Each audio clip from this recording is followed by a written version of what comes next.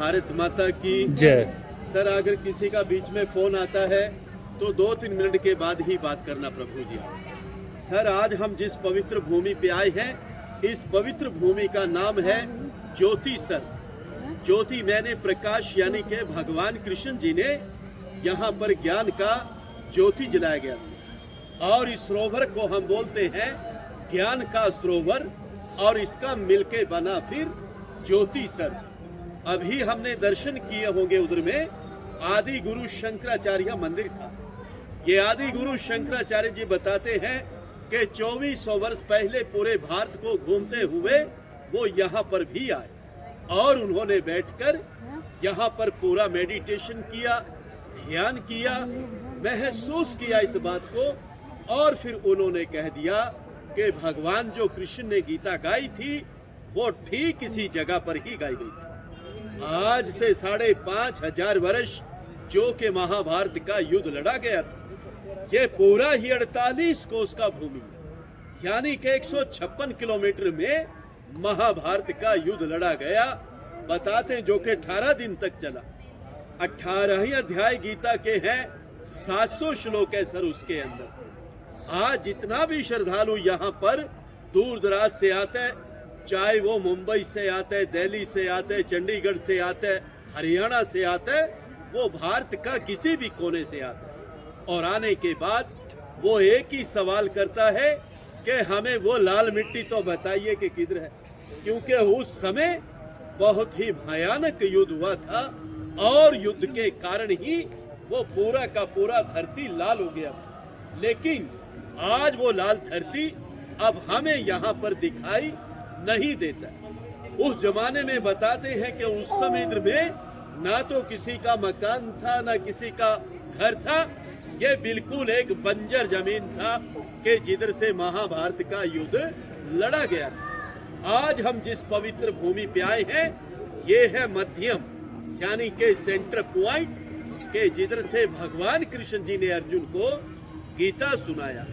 जब अर्जुन को यहाँ पे आके मोह हो गया कि मेरे चाचा, मेरे दादा, मेरे बंधु मेरे अपने तो है प्रभु, मैं मारूं तो किसको मारूं, तो भगवान कृष्ण जी ने फिर इस जगह से कह दिया, अर्जुन अगर तू नहीं मारेगा तो मारे ये सब जाएंगे, इसलिए उठो और युद्ध का तैयारी करो। कहते हैं कि फिर इसी जगह से युद्ध का शुरुआत हुआ, और इसी जगह से विराट रूप के अर्जुन को दर्शन भी हुए। भगवान कृष्ण जी ने जब उनको दिव्य दृष्टि देकर अर्जुन को पूरे का पूरा ही ब्रह्मांड दिखा दिया था कि अर्जुन अब तू पूरा ब्रह्मांड देख सकता है, मैंने तेरे को दिव्य दृष्टि दे दिया। कहते हैं कि फिर इसी जगह पे आके अर्जुन का जो मोह था वो पूरी तरह से भंग हो चुका था। इसी जगह से युद्ध का शुरुआत हुआ, और अंत में आके युद्ध यहाँ समाप्त हो गया। जिस पेड़ के नीचे प्रभु जी अभी आप दर्शन करके आए थे, भगवान कृष्ण जी ने उसी पेड़ के सामने ही अर्जुन को गीता सुनाया था, और गीता सुनाते समय वो पेड़ भी सदा सदा के लिए अमर हो गया था, और तभी उस पेड़ का नाम पड़ा अक्षयवट। तो बहुत सारे श्रद्धालु आते हैं, पेड़ को नमस्कार करते हैं, और जो उनकी मनोकामनाएं होती है वो यहाँ से पूर्ण किया जाता है। प्रभु जी हम जाएंगे, और जाते समय हम चाहे तो पेड़ का परिक्रमा भी कर सकते हैं। उसमें एक मंत्र बोला जाता है, ओम नमो भगवते वासुदेवाय। सर, इसी प्रकार से ये जो विराट रूप की मूर्ति अभी आप देख रहे हैं, ये पूरा मेटल से बनाई गई मूर्ति है सर। इसकी जो हाइट है वो 41 फुट के करीब है, इसका जो वेट है वो 40 टन के करीब है।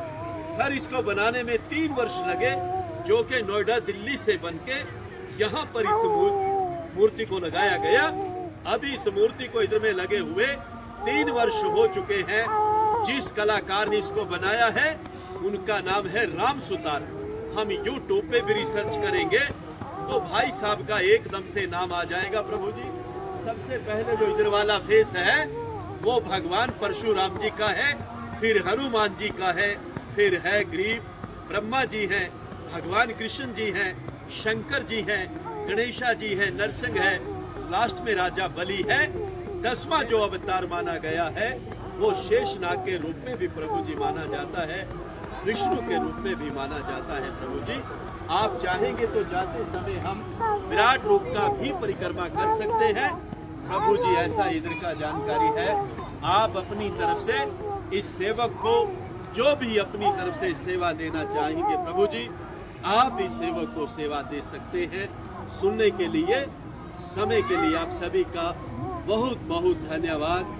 बोलिए कृष्ण भगवान की जय। भारत माता की जय।